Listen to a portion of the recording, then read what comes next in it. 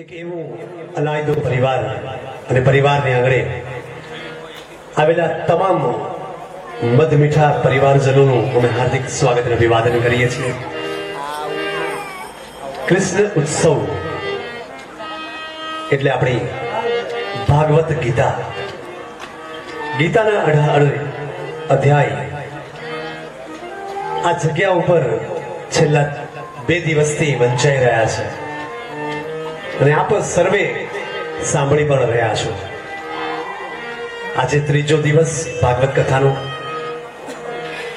અને મેં કીધું એમ કે રૂડું રૂપાણું આપણું આ પીઠળિયા પરિવાર અને અમે સૌ કલાકારો આજ બસ એક કૃષ્ણના કાલાબલા કરવા તમારી સમક્ષ આવી ગયા છીએ.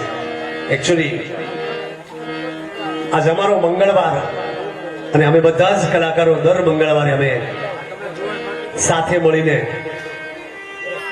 ભજન, ગીત, ગરબા બધું જ ગાઈએ છીએ. પણ આજે તમારા પરિવારનો એક લાડકો દીકરો એટલે કે સાગર મારો ખાસ ભાઈબંધ અને એમનું આંગણે જો આમંત્રણ હોય તો કેમ કલાકારો ના આવે?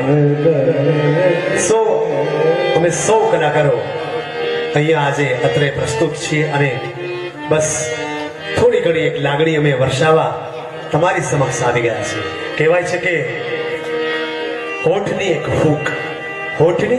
એક ફૂંક અને કૃષ્ણ વિવેક સાથેની લાગણી, ભરપૂર પ્રેમ આપ સૌનો સાથે મળીને પ્રેમની પરંપરા, પૂજન, લાગણી અને આ સુગજ અવસરની એવી લાગણી અને આપ બધાની એવી લાગણી હોય ત્યારે અમે અહીંયા તમારા હૈયે, તમારા હોઠે આજે બિરાજમાન થઈએ છીએ.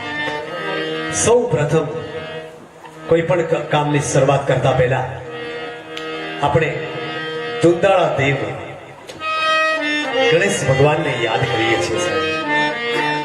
માં કુળદેવીને તો યાદ કરવાની જ છે, પણ સૌથી પહેલા કોઈ પણ કામની શરૂઆત કરતા પહેલા આપણે રિદ્ધિ સિદ્ધિ સહિત પધારજો હે ગૌરી પુત્ર ગજાનન.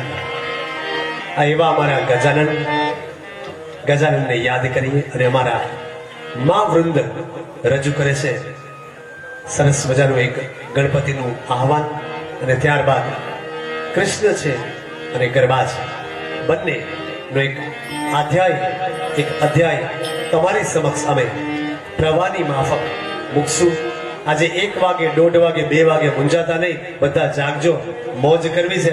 તમારા બધા સાથે રજૂ કરીએ સુંદર મજાના અમારા કલાકાર એવા સુભાષભાઈ.